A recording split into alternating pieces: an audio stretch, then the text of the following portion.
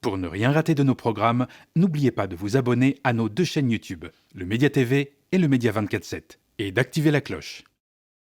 Quand le stand-up et l'humour deviennent à la fois une arme politique et un moyen de survie. Ils s'appellent Wissam, Stéphanie, Mohamed, John ou encore Shaker.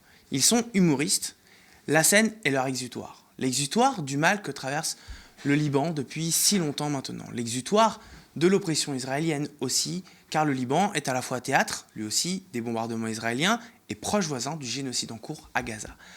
C'est leur histoire, leur combat à travers le rire et l'art que la journaliste et réalisatrice Mona Hamoud essaye de raconter avec son film La force du coquelicot. Le coquelicot, cette fleur qui est justement symbole de résistance et de résilience. Et c'est pour parler de son film ainsi que de tous ces sujets que j'ai décidé d'inviter Mona sur ce plateau. En attendant, je vous laisse regarder la bande-annonce.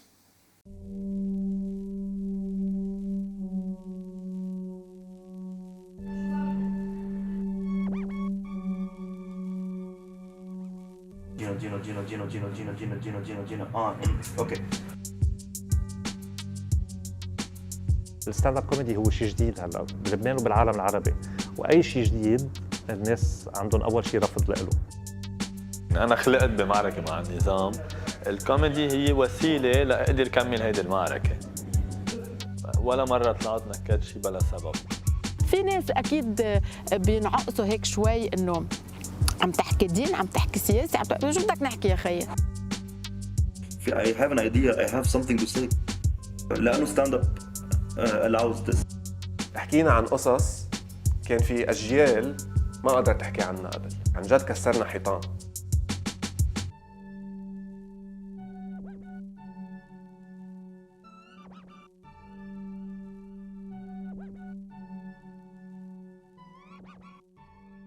Bienvenue à toutes et à tous, vous regardez On s'autorise à penser, l'émission Débat et idées qui jette sans phare un autre regard sur le monde. C'est parti. Mais on s'autorise à penser dans les milieux autorisés. Alors ça, c'est encore un autre truc. Les milieux autorisés, vous y êtes pas, vous, hein.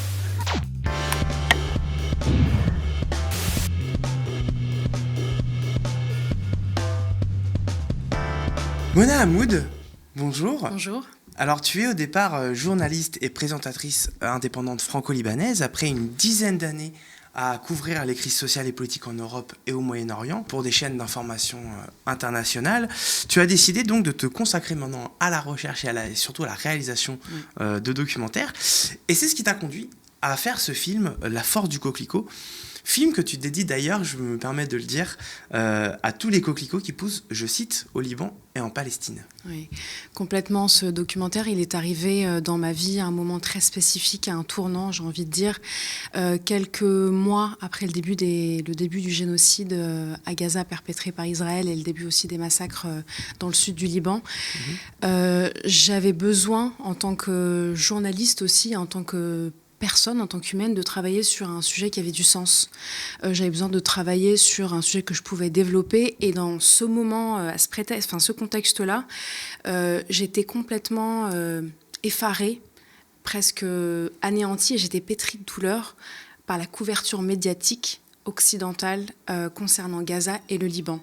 Et donc j'avais besoin de me réapproprier ce que je considère être aussi mon récit, étant d'origine libanaise, et ne pouvant pas aller à Gaza, je me suis dit, je vais travailler sur le Liban. Et quel contre-pied que de parler de l'humour au Liban, alors que les médias occidentaux étaient plus occupés à parler du sang, de la guerre, et à nous déshumaniser complètement. Et moi, j'avais besoin d'humaniser et de parler du Liban que je connais, avec ses étincelles, avec ses complexités aussi, ses difficultés. Et j'avais besoin de mettre la lumière sur finalement un domaine qui est très méconnu du monde occidental, qui est l'humour. Et au Liban, on rit beaucoup. Malgré toutes les péripéties qu'on peut vivre, on rit beaucoup. Et j'avais envie de parler de ça. On va pouvoir justement explorer un petit peu les différentes thématiques, parce qu'en fait, finalement, tout part un petit peu de la situation de guerre, donc les bombardements israéliens au Liban et aussi la situation à Gaza. Mais en fait, tes personnages sont un peu les miroirs de toute l'histoire du Liban moderne, finalement, de la guerre civile jusqu'à l'explosion à Beyrouth du 4 août 2020. Mais avant ça, tu as décidé quand même de montrer de façon plus large le stand-up comme une arme de lutte, mais aussi en même temps un moyen de survie. Je pense que c'était important de mettre la lumière sur à quel point l'art peut être salvateur et à quel point l'art, l'expression scénique peut être important justement en temps de crise. C'est justement quand on est au fond du gouffre, quand on est éprouvé, qu'on a besoin d'avoir ce sas de décompression. Ouais. Et pour ces humoristes-là, pour Wissam, Shakir, John, Stéphanie et Mohamed, aller sur scène, faire rire et parler de sujets politiques, sociaux, sociétaux, c'est leur manière à eux, c'est un peu leur catharsis, c'est leur refuge. Et je trouve que c'était intéressant de parler du Liban via la comédie, via l'humour, alors qu'habituellement on a plus l'occasion de voir des documentaires qui sont très dramatiques et c'est légitime, sauf que au Liban, on a aussi cette espèce de dualité, on est capable de pleurer et puis juste après rigoler. Ouais. Et j'avais besoin de rendre aussi hommage à ce peuple qui est résilient, c'est cliché, mais c'est le cas, mais parce qu'on est résilient quand on n'a pas le choix. Et au Liban, aujourd'hui, on n'a pas le choix que d'être résilient, que de tomber et d'avancer. Bah, c'est ça, c'est un petit peu comme ton personnage à la fin, Wissam, qui dit... qui a un peu sur l'envie de partir en fait. Mais voilà, en fait, c'est ça, c'est où on est résilient, où on abandonne tout et on s'en va, quoi. Et c'est une décision difficile à prendre. Mais ce passage, il est très représentatif de tous les Libanais qui ont dû quitter le Liban, comme moi, parce que moi, j'ai étudié au Liban, j'ai été à la fac, j'ai travaillé également là-bas, et puis après, en 2016, j'ai dû revenir en France. Ouais. Et on s'est tous posé la question, on s'est tous dit, mais pourquoi est-ce que je pars ? Parce qu'on n'a pas le choix, en fait. Et donc, cette question-là, et j'ai eu beaucoup de témoignages de Libanais de la diaspora qui me disaient, mais cette phrase-là, on se l'est dite et on se la redit encore. Pourquoi est-ce que je pars ? J'adore ce pays, je me sens bien, mais je n'ai pas le choix, je dois partir. Et donc, il faut savoir que la diaspora libanaise, elle est composée de plus de 10 millions de Libanais à l'étranger, alors qu'au Liban, il y a 4 à 5 millions de Libanais. Ouais, il y a plus de Libanais hors du Liban qu'au Liban. Exactement. Donc, je ne sais pas s'il y aura de la place pour tout le monde si on revient, mais en tout cas, c'était de parler aussi de cette mélancolie qu'on ressent quand on doit partir et qu'on n'a pas envie de quitter sa terre. Ouais. D'ailleurs, c'est renforcé par toutes ces images de montagnes, de paysages, même les coquelicots qui reviennent comme ça et là, illustrer un petit peu les propos des entretiens avec tes personnages. C'est montrer pourquoi on se bat, mais ce qu'on perd aussi. C'est aussi ça, et puis c'était aussi pour y apporter une espèce de ponctuation dans le documentaire, parce qu'on aborde des sujets qui sont assez lourds, qui sont assez compliqués, et de tempérer, de permettre aux spectateurs de se reposer le temps de quelques instants par des paysages qui respirent, des montagnes, des collines, de la verdure. Ça permet un peu de faire une espèce de petite pause et ensuite de reprendre dans les témoignages. Donc c'était ma manière d'apporter un petit peu de rythme et de ponctuation dans le documentaire. Alors, on part du stand-up. Mais comme je disais tout à l'heure, finalement les thématiques sont très transversales. C'est le Liban, c'est l'histoire récente du Liban. Et donc c'est dans ce contexte-là que les humoristes s'inscrivent. Guerre contre Israël, mais aussi crise économique qui dure depuis des années, depuis la fin de la guerre civile, j'ai envie de dire. Ils sont tous à leur manière témoins de l'histoire donc récente du Liban, je me répète là-dessus, et témoins aussi du calvaire que c'est de vivre au pays. Ce qui est assez fou, c'est que tous les Libanais, toutes générations confondues, ont connu un moment à donner dans leur vie la guerre. Ouais. Toutes les générations confondues. Et on est tous un peu cabossés par le contexte actuel et les contextes précédents. Il y a eu, comme tu l'as dit, le Covid, il y a eu le 4 août, il y a eu la révolution en 2019 que j'ai eu l'occasion de couvrir. Et on est dans un perpétuel recommencement. C'est-à-dire que les gens se disent, mais quand est-ce que ça va se terminer et quand est-ce qu'on va sortir de ce tunnel ? Sauf que ce tunnel, depuis un peu plus de 30 ans, 40, 50 ans, ouais, beaucoup plus. C'est vrai que le début de la guerre civile, c'est années 70. Donc, Et ce qui est fou, c'est que ils sont jeunes, ils sont tous dans la trentaine et ils abordent des sujets qui sont extrêmement lourds. La guerre, la survie, la résilience, la dépression collective, les traumatismes, la thérapie. Et à les entendre, on pourrait se dire, mais ils ont 70 ans et en fait, ils sont juste à l'aube de leur vie. Mais au Liban, on est tous vieux avant l'âge, j'ai envie de dire. Parce que quand on regarde là, ils sont d'une génération qui sont nés, c'est-à-dire la guerre civile touchait à sa fin, pour ainsi dire. Ouais. Donc ils ne l'ont pas connu en intégralité. ils l'ont peut-être pas très bien connu, même de manière consciente, parce que Nous, quand moi, j'ai 34 ans et moi, je l'entends. Moi, c'est mes oncles, mes tantes, mes grands-parents qui me racontaient un peu comment ça se passait. On a des photos, on a aussi, moi, dans mon village, ma maison, en 2006, elle a été bombardée par Israël. Donc, c'est quelque chose que je pensais connaître de loin et au final... les années précédentes, c'est quelque chose que j'ai connu moi. Là, aujourd'hui, je ne peux plus rentrer dans mon village parce qu'il est à 80% en ruine. Et finalement, je me dis, ces récits que j'entendais, c'est des récits que je vis aujourd'hui, c'est des choses que je vis, que je peux palper, que je peux toucher. Et donc, cette impression déjà vue, au final, en tant que Libanais, on la vit et on la revit indéfiniment, j'ai envie de dire. Mais finalement, c'est révélateur d'à quel point J'avais pas vraiment prévu de rester aussi longtemps sur la guerre civile, mais c'est très intéressant. C'est même passionnant. En fait, on se rend compte à quel point les cicatrices qui émanent de cette guerre civile, de cet épisode, qui a duré quand même presque 15-20 ans, sont toujours béantes aujourd'hui, en fait, dans la société libanaise. Complètement, parce qu'on a des martyrs. Et puis à Beyrouth, c'est la ville des contraires, c'est-à-dire que tu peux avoir des immeubles flamboyants, ultramodernes, et juste à côté, tu as un cinéma désaffecté où tu as des immeubles avec encore les traces de balles, de snipers, de la guerre. On a encore des vestiges de la guerre, des ruines de la guerre aujourd'hui. Tu les filmes d'ailleurs. Exactement, qui se côtoient avec la modernité d'aujourd'hui. Et donc, le fait de mettre en lumière ces plans où tu as des beaux immeubles tout propres, tout clean, juste à côté, tu as ce qui reste de la guerre, c'est aussi, ça personnifie un peu tout les Libanais, c'est-à-dire qu'on est dans une espèce de chaos, dans une espèce de dualité de j'ai envie de partir, pas partir, j'ai mal, j'ai pas mal, je me sens bien, je me sens pas bien. Et ça se traduit aussi dans la ville. C'est ce qui est incroyable, en fait, à Beyrouth. C'est une ville qui est assez atypique, quoi. Ouais.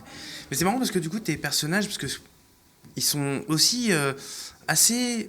Je sais pas dire représentatif parce que sociologiquement, avec si peu de personnes, ça n'aurait pas beaucoup de sens, mais ils donnent une photographie assez intéressante de la société, de la sociologie du Liban. C'est vrai que la guerre civile, justement, j'en parle encore, mais c'était aussi le symptôme d'un Liban qui était à côté du conflit israélo-palestinien, mais qui était aussi tiraillé par une société multiconfessionnelle, paradoxalement enfermée sur elle-même, parce qu'on se dirait que multiconfessionnel, c'est censé être ouvert d'esprit, mais en fait... C'est plus compliqué que ça. Ça n'a pas marché comme ça, en tout cas pour le Liban. Donc, et on se retrouve effectivement avec tous les personnages que tu as choisis qui sont extrêmement divers d'un point de vue religieux, d'un point de vue politique, d'un point de vue... Voilà, de toutes ces choses-là. Comment tu as fait ce travail justement pour trouver ces personnages-là, pour les insérer dans ton film et donner cette photographie? Alors déjà, moi, je m'intéresse depuis assez longtemps au stand-up, la comédie, c'est quelque chose, je suis assez friande d'aller dans les stand-up comédies, etc. Pour ces personnages-là, moi, j'avais un espèce de casting d'une quinzaine de personnes. Je décortiquais un peu, j'écoutais beaucoup leur stand-up comédie, je faisais des recherches dessus, je les approchais. Et puis, quand je sentais qu'il y avait une histoire à raconter, qu'il y avait quelque chose qui pouvait être représentatif du Liban, ou juste avec une histoire humaine qui vaut le coup qu'on la mette en lumière, je me suis dit, je vais y aller. Et j'ai essayé de faire en sorte de trouver des humours différents, c'est-à-dire que tous les 5 ont tous des humours singuliers. Tu as Wissam Kamal qui a un humour un peu plus piquant, humour noir. Tu as Mohamed Baalbaki qui est aussi, on l'appelle le sniper. Tu as Stéphanie Ralbouni qui parle beaucoup plus de la vie sociale et sociétale, la vie amoureuse, de ce qu'elle vit au quotidien avec sa famille, en fait, et ce qu'on vit tous comme elle au quotidien. Et tu as John Ashar aussi qui parle un petit peu de son expérience à l'étranger, quand il a voyagé. Et Shakil Bouabdallah qui a un humour très métaphorique, très dans l'image. La blague, elle arrive tout le temps à la fin de la tirade. Donc ils ont tous un humour différent, ils viennent d'univers différents et j'avais envie d'avoir cette multiplicité dans le documentaire, d'avoir un panel assez large parce que ils sont très nombreux. Et hormis le fait qu'ils sont drôles, j'avais aussi envie d'avoir des personnes à l'antenne, à l'image, pardon, qui ont envie de raconter quelque chose et qui sont surtout à l'aise pour parler d'eux et du Liban. Ouais. Ce qui est intéressant aussi, c'est comment tu filmes certains moments de spectacle. On a l'impression, et puis bon, c'est aussi un petit peu relaté par un de tes personnages, mais on a l'impression qu'au départ, c'est le stand-up comme exutoire de ces artistes. Mais on a l'impression qu'il devient aussi un exutoire pour le public qui vient les voir. Ouais, complètement. Tu as tout à fait raison, c'est totalement ça. Parce que les gens, en libanais, on dit c'est-à-dire vous nous avez défoulés, quoi. Genre, on se sent bien, on se sent un peu plus léger. Et aujourd'hui, le stand-up comédie au Liban, ça marche extrêmement bien. J'ai envie de dire, ça marche du feu de Dieu. Il y en a plein qui ouvrent, il y a plein de scènes ouvertes où les gens peuvent venir. Et moi, j'ai assisté à une scène ouverte où t'avais un avocat, t'avais un médecin, t'avais un étudiant, t'avais une cuisinière. Ils avaient jamais fait de stand-up, mais les scènes ouvertes, en fait, on te donne 5 minutes et tu vas, t'essayes. Ouais, tu comme fais les un petits plateaux de premier jet. stand-up indépendants Exactement. qu'on a un peu partout à Paris. Exactement. Ici. Et j'ai posé la question et je leur ai dit, mais pourquoi est-ce que vous venez ici? Et ils me disaient tous, en fait, ici, on a l'impression qu'on peut s'exprimer. On a le contrôle de quelque chose, d'un narratif. On a envie de parler, on a envie de faire tout ressortir. Et ça fait du bien. Et qu'on soit drôle ou pas, on a envie d'essayer. Et donc, j'ai l'impression que pour le public, ça a vraiment donné une espèce de scène aussi, de scène d'expression, où les gens, en fait, essayent, tentent, et me disent, j'étais pas drôle, mais ça m'a fait du bien, quoi. Genre, genre j'ai tout fait sortir. On se libère d'un poids, quoi. Exactement, ouais. Et donc, c'est ce côté-là qui est hyper intéressant dans le stand-up en règle générale. C'est ce côté, je vais sur scène, je sors tout, je raconte tout.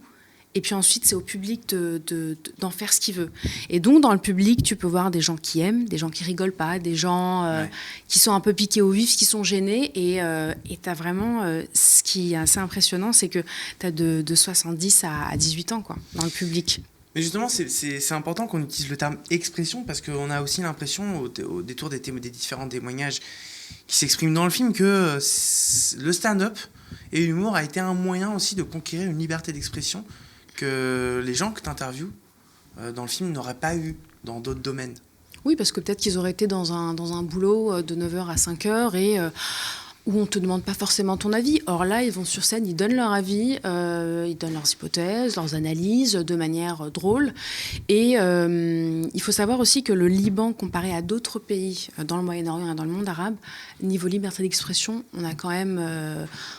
on est mieux placé que d'autres. Ouais. Alors, c'est pas ça encore, mais j'ai envie de dire, moi, quand je vois d'autres pays occidentaux... il y a une espèce de liberté d'expression qui est à géométrie variable. Oui. Et au Liban, c'est pas mal. Mais l'humour existe depuis très longtemps au Liban. Au Liban, ils ont des opportunités que, je sais pas, en Arabie Saoudite... Oui, tu n'aurais pas, exactement. Ça, c'est une réalité. Et je pense que c'est aussi important de le souligner parce que dans certains pays, le stand-up comédie n'existe pas et n'existera peut-être jamais. Ouais. Au Liban, les gens ils s'en sont emparés parce que... je pense qu'on a besoin de rire. Je pense que c'est physique, c'est émotionnel. Et surtout dans les pays où on est très éprouvé, je pense que le rire, il est salvateur. Ouais. En l'occurrence, au Liban, les gens sont très drôles. Alors, on pourrait penser le contraire, mais les gens adorent la vie. Ils adorent vivre, ils adorent rire. Et les comédiens l'interprètent très, très bien. Et je me demandais quand même, est-ce qu'il y a eu... parce qu'on a l'impression qu'ils sont quand même dans une logique, dans un processus qui est long. Enfin, ça fait des années qu'ils sont là-dedans. Oui. Ça fait des années qu'ils sont dans cette conquête d'une liberté d'expression, de pouvoir exprimer quelque chose, un ressenti sur une situation politique, économique, sociale, etc. Est-ce que tes personnages ont rencontré des difficultés, notamment vis-à-vis des franges peut-être les plus conservatrices du pays, qui pourraient être farouchement opposées à ce que ces plateaux de stand-up existent, qu'on puisse s'exprimer aussi librement sur le Liban, sur le Moyen-Orient ou sur des choses comme ça, et qui aura pu, je sais pas, soit s'en prendre physiquement ou verbalement par le biais d'harcèlement à ces artistes. Est-ce qu'ils ont rencontré ce genre d'opposition et voire même de violence? C'est justement pour ça que je parle de liberté d'expression limitée, parce que justement, il y a eu des comédiens de stand-up au Liban qui ont été confrontés qui ont reçu des menaces. Ouais. Il y a même une comédienne qui a dû quitter le pays parce que une personne avait filmé une de ses blagues pendant un sketch. Ça a été diffusé sur les réseaux sociaux, ça a été viral, et c'était sur un sujet religieux. Et donc le religieux au Liban, c'est tabou et c'est sacré. Il y a cette espèce de sacralité autour de la religion. Et donc, elle a dû quitter le pays. Et donc, il y en a d'autres également qui ont été convoqués. Il y a eu des entretiens, ils ont été relâchés après. Mais oui, il y a quand même cette surveillance sur... Ouais, petite surveillance / répression quand même. Ouais. Répression, je ne dirais pas, mais en tout cas... par exemple, là, les stand-uppers étaient partis dans une ville qui s'appelle Tripoli, qui est considérée comme étant une ville assez conservatrice. C'est une très belle ville d'ailleurs. Ils sont partis et donc il y a eu des manifestations et il y a eu une marée humaine de personnes contre leur venue et donc ils se sont tous pointés devant le lieu où devait avoir lieu le spectacle. Et ça peut venir de plusieurs franges, à la fois des je sais pas si on peut encore les appeler les phalangistes chrétiens, mais non. Alors disons que même les autorités publiques utilisent la force d'État pour réprimer ou pour cette affaire-là, il y a eu c'était des croyants qui sont venus, enfin des croyants. Normalement, quand on est croyant, on essaye d'être le plus pacifiste possible. Donc, ils sont venus de manière assez véhémente. La police est arrivée pour les mettre en retrait, mais ils n'ont pas pu se produire, en fait. Ils avaient 2 jours. Voilà, je crois qu'il y avait un samedi, il y avait un vendredi qui a été fait, et je crois que le lendemain, ils n'ont pas pu continuer. Donc, dans certaines villes qui sont très, très, disons, avec peut-être une manière de voir les choses qui sont vraiment différentes. Là, en l'occurrence, oui. Donc, il y a des limites à cette liberté d'expression. Elle n'est pas pleine. Il y a cette comédienne, je t'ai dit, elle a dû quitter le pays. Et donc, pour l'instant, elle n'est pas encore rentrée. Mais donc, voilà, toute proportion gardée, quoi. Oui, effectivement, c'est pas simple. Et d'ailleurs, c'est pas parce que tu parles d'une comédienne, c'est encore moins simple quand on est une femme, via le personnage de Stéphanie Halbouni, qui témoigne, effectivement, même un témoignage assez dur. À un moment donné, on sent qu'elle est émue. On t'entend un tout petit peu lui dire ça va, on peut continuer et tout, où elle témoigne, elle a des difficultés qu'elle a eues, ne serait-ce qu'à pouvoir percer dans le stand-up parce que c'est une femme, parce qu'elle est moins drôle, parce que... Oui, parce qu'il y a ce cliché-là, comme elle dit, que les hommes sont censés être plus drôles, et ce cliché-là, on le retrouve un peu partout en fait dans le stand-up, que ce soit en Occident ou dans le monde arabe. Automatiquement, quand une femme dit des gros mots ou elle est tout de suite vulgaire, elle est pas drôle, alors qu'un mec, ça passe sans problème, quoi. Exactement. C'est rigolo aussi, voilà. C'est une meuf. Voilà, elle est vulgaire, elle parle mal, etc. Voilà, exactement. Cette espèce de misogynie qui est un poison dans les sociétés arabes et occidentales également. Et elle explique que cette véhémence et cet harcèlement, elle ne le reçoit pas de son équipe. Au contraire, vraiment, je les ai vus entre eux, ils sont adorables, elle est chouchoutée, ils sont très soudés. Mais ce harcèlement et puis ces critiques, elles viennent plutôt du public. Un public qui est parfois conservateur. Et puis parfois, si elle parle de sexualité, ou si elle parle de sujets féminins, ou si elle parle juste de quelque chose qui la concerne elle personnellement, elle peut avoir des critiques qui sont assez, qui sont blessantes. Donc c'est le mal de la misogynie d'aujourd'hui. Et j'en avais parlé aussi avec des comédiennes en France qui me disaient, en fait, c'est drôle parce que la comédienne, elle avait vu le documentaire, et elle me dit, c'est drôle parce que ce que dit Stéphanie, moi, je me retrouve dedans. Et donc, au final, on se dit, il y a encore du travail un peu des 2 côtés, quoi. En fait, moi, j'ai été saisie par ça parce que là, on va venir au sujet suivant, mais c'est vrai qu'à travers tes personnages, tu permets de faire sans que ce soit dispersé, parce que c'est vrai que des fois, on a un angle, et puis on se disperse un peu de l'angle, on a plusieurs sujets, on a plusieurs thématiques, on peut s'en mêler un peu les pinceaux. En fait, ce stand-up sert de bon fil avec... Le stand-up et les 5 personnages que tu as choisis servent de fil rouge, et on a quand même une narration, on arrive à faire le spectre un petit peu de la société libanaise, de comment elle fonctionne et de ce qu'elle a produit sur ces personnes, et donc c'est qu'elle témoigne, qui est quand même vachement saisissant. Le fil conducteur, c'était le stand-up. Mais en parlant du stand-up, j'avais pas forcément envie de faire un documentaire historique sur le stand-up. C'était pas intéressant, c'était pas ma vocation. J'avais envie de parler du stand-up pour humaniser les Libanais. Et l'humour, j'ai trouvé que c'était la meilleure manière de parler du Liban, sans pour autant mettre de côté toutes les réalités auxquelles on est confronté. On est complètement dedans, finalement. La guerre, le Covid, la révolution, la résilience, le désespoir, la dépression. Donc tous ces sujets sont abordés, mais le fil conducteur, ça reste le stand-up. Et c'est un peu la source à laquelle je reviens à chaque fois. Mais en fait, je ne pouvais pas faire l'impasse sur ces sujets-là, mais pourquoi pas parler de ces sujets-là, pas avec légèreté, mais je trouve avec beaucoup plus d'humanité que de faire quelque chose de très larmoyant, de très misérabiliste. Et c'est à ça que je me suis confrontée quand j'ai démarché les boîtes de prod, qui me disaient « Ah Mona, l'humour, c'est sympa, c'est mignon, mais tu veux pas aller couvrir la guerre dans le Sud, etc. » Les gens veulent du sensationnalisme, un truc un peu dark. Exactement, on avait envie de voir sûrement des ruines, des bombes, des mecs armés, mais en fait, le Liban, c'est beaucoup plus que ça.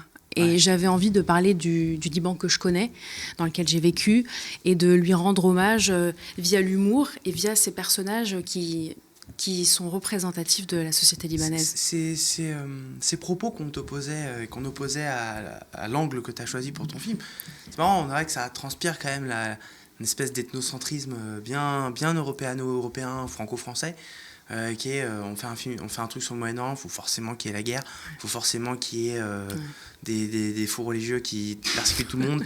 On a l'impression que c'est une espèce de cliché dont ils veulent absolument voir ce cliché dans le film. Oui, moi justement, ce documentaire sur le stand-up au Liban, j'avais besoin qu'il casse ce narratif occidental sur le Liban. Ouais. Parce qu'on était dans une espèce de...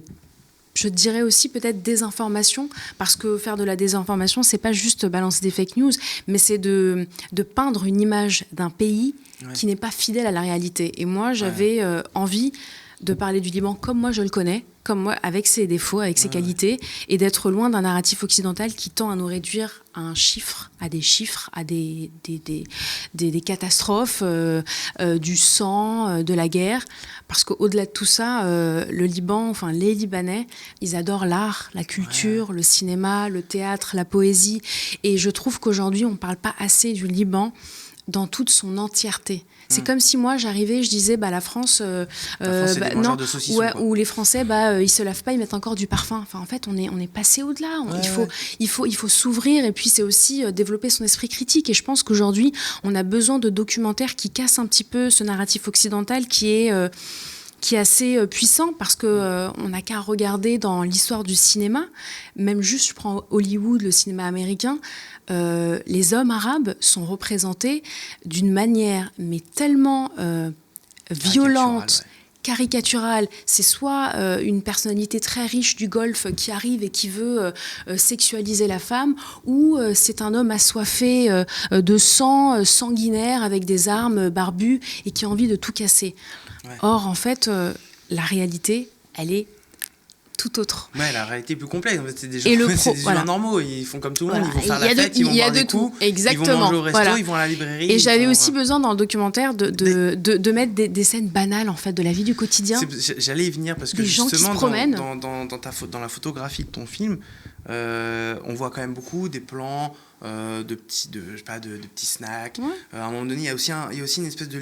ça a l'air d'être une librairie, ou je sais pas si c'est une librairie ou une bibliothèque, mais il y a un espace comme ça, avec des tables et des étagères pleines de livres. C'est un resto où tu peux travailler. Ok, donc il y a ça. Donc en fait, quand on regarde quand je dis qu'on aime l'art, en fait, tu vois, l'art, en fait, c'est partout. Tu vois, t'as des livres de partout, des peintures de partout. Puis même tes personnages, par moment, effectivement, ils témoignent pas que de... au travers de leur témoignage de la vie au Liban, ils témoignent aussi, des fois on va boire des coups, l'autre soir on a bu des coups et on parlait de quotidienne. Ça. Et c'est ça dont on a besoin aujourd'hui dans les documentaires sur le monde arabe, notamment sur le Liban, c'est d'humaniser les Libanais ou les Palestiniens. J'ai pas eu la chance malheureusement de pouvoir encore aller à Gaza, parce qu'Israël interdit aux journalistes étrangers d'aller couvrir le génocide à Gaza.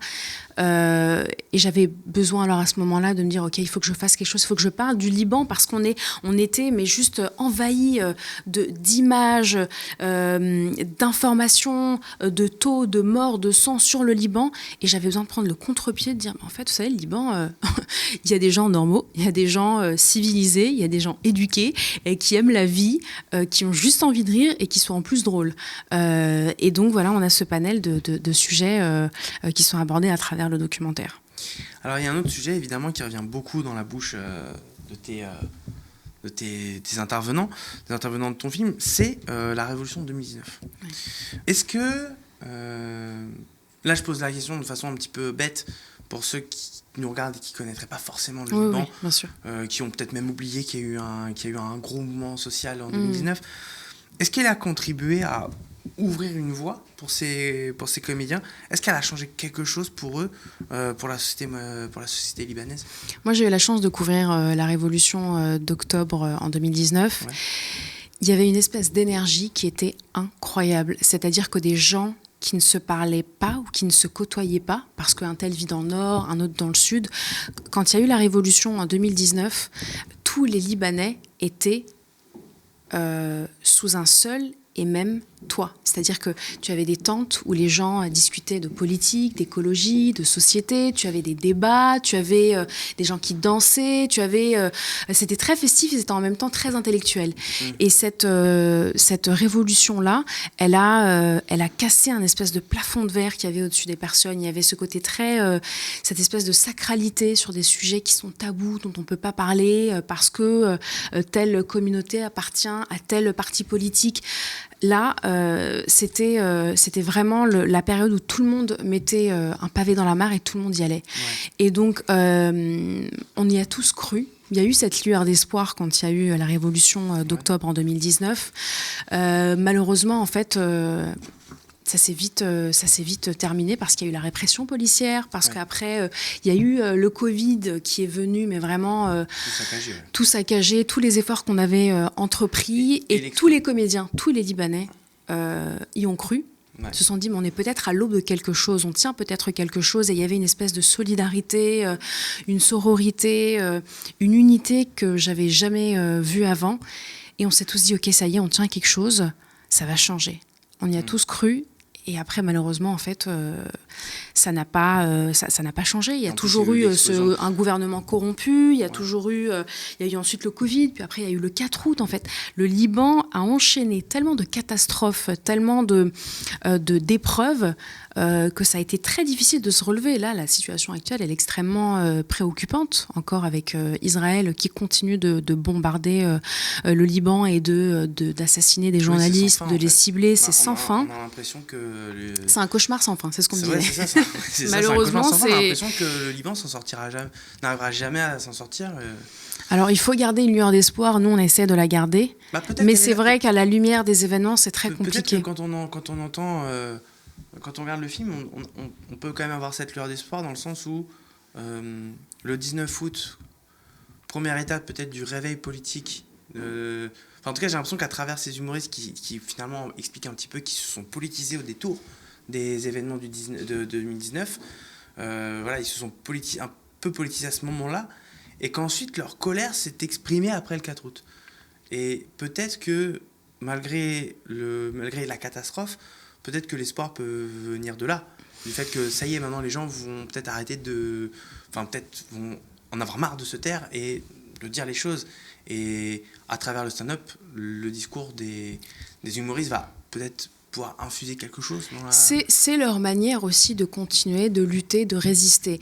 Et je pense, tu disais politiser pendant la révolution d'octobre, moi je pense que justement les Libanais se sont dépolitisés. Ils ont voulu mettre de côté toutes ces différences politiques qu'ils avaient, tout ce bourrage de crâne qu'ils ont subi depuis l'enfance parce que telle communauté appartient à tel parti politique. On a tous voulu un gouvernement loin du multiconfessionnalisme, surtout, d'avoir une démocratie, parce qu'aujourd'hui au Liban, le président ne peut être que chrétien, le président du Parlement ne peut être que chiite et le Premier ministre ne peut être que sunnite. Nous, on avait envie d'avoir en fait juste une démocratie avec la possibilité de pouvoir voter, de choisir son destin. On a des classes politiques qui sont là depuis des décennies. Quand le père meurt, c'est le fils qui reprend le flambeau. Et c'était exactement ce qu'on ne voulait plus, cette corruption qui perdure depuis des années. Donc j'ai envie de dire qu'ils se sont dépolitisés, on y a cru. Et puis ensuite, il y a eu le 4 août qui a terrassé la ville de Beyrouth. Et puis ensuite, il y a eu la crise financière, mais comme jamais, comme c'était du jamais vu, avec la dévaluation de la livre libanaise.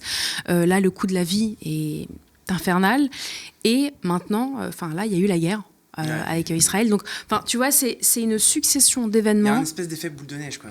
Complètement. Mais à un moment donné, normalement, la boule de neige, elle est censée s'arrêter. Or là, elle continue sur sa lancée.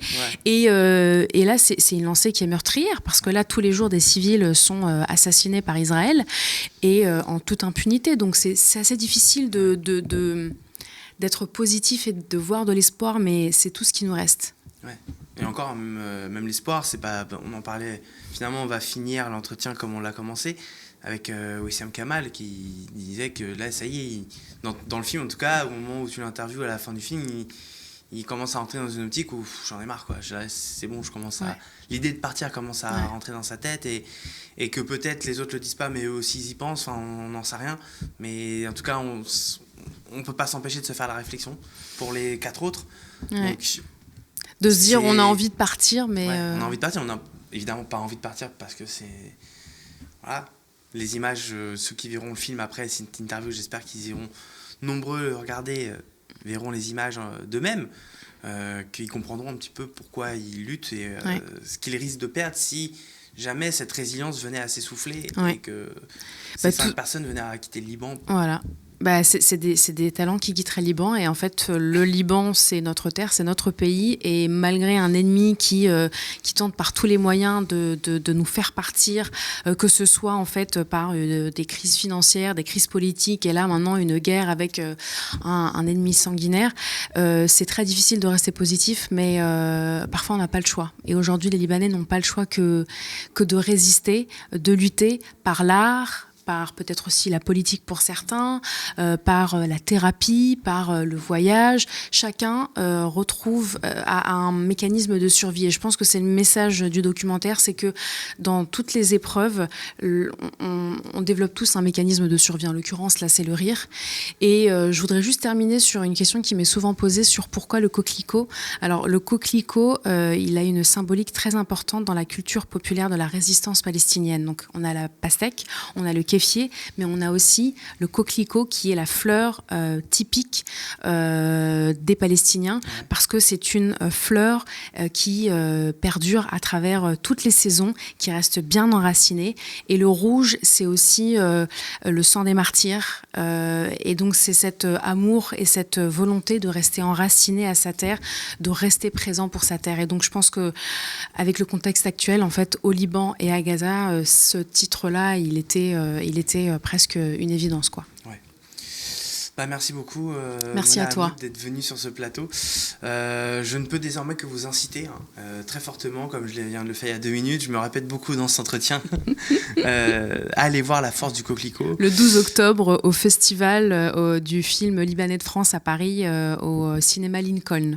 Donc le 12 octobre, il y a une séance. Ok, bah donc du coup, prenez votre rendez-vous pour le 12 Voilà. octobre. Voilà, c'est un film qui est fort, très puissant, sur la société libanaise et sur le rire et l'humour et l'art en général, hein, finalement. Complètement. Parce que ça peut être décliné sur plein d'autres trucs. Comme arme politique. Mona, avant de finir, peut-être que, avant de vraiment se quitter, peut-être que tu veux nous expliquer si tu as des projets en cours, hein, peut-être un deuxième film. Dis-nous-en un peu plus si tu veux. Complètement. Je pense qu'on est, quand on fait son premier documentaire, on est piqué, puis on a envie de continuer à raconter les histoires parce que c'est notre métier en tant que journaliste et en tant que réalisatrice et réalisateur. Et ce sera un deuxième documentaire sur des histoires humaines aussi, parce que, je le répète encore pour terminer, il est très important qu'en tant que journaliste arabe ou réalisateur et réalisatrice arabe, on se réapproprie notre narratif, nos récits, nos histoires, et pour donner la parole à des personnes et pour ensuite faire en sorte que ces histoires, elles soient entendues, pour casser un narratif qui tend à nous caricaturer, à nous réduire, à nous enfermer. Donc voilà, j'espère que je reviendrai sur ton plateau discuter du deuxième documentaire. Eh ben moi aussi, j'espère beaucoup que tu reviendras sur ce plateau. Avec plaisir. Merci Mona Merci Hamid. à toi. Et merci à vous d'avoir regardé cet épisode d'OZAP. Et n'oubliez pas, les milliardaires financent la haine. Le média a lancé sa riposte, une campagne de financement citoyenne pour riposter sur les réseaux sociaux et sur la TNT francilienne. Parlez-en autour de vous et rejoignez la lutte sur campagne.lemediatv.fr. Abonnez-vous aussi à nos 2 chaînes YouTube, le Média TV et le Média 24/7, pour ne rien rater de nos programmes. Sur ce, je vous dis à très vite sur les antennes du Média.